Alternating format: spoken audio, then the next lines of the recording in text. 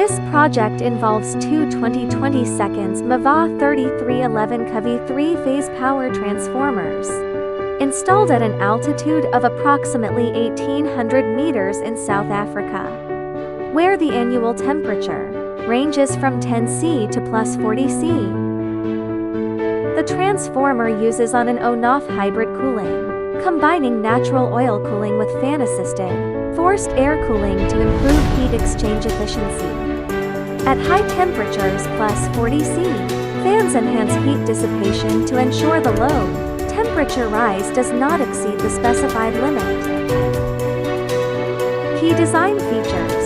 The transformer has a rated capacity of 2022 MVA. It delivers 20 MVA in on-and mode and 22 MVA with fan-assisted ONAF cooling.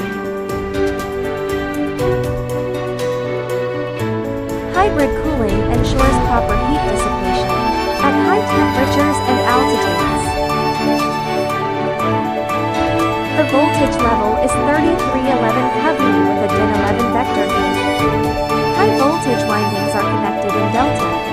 Low voltage windings in star with a grounded neutral.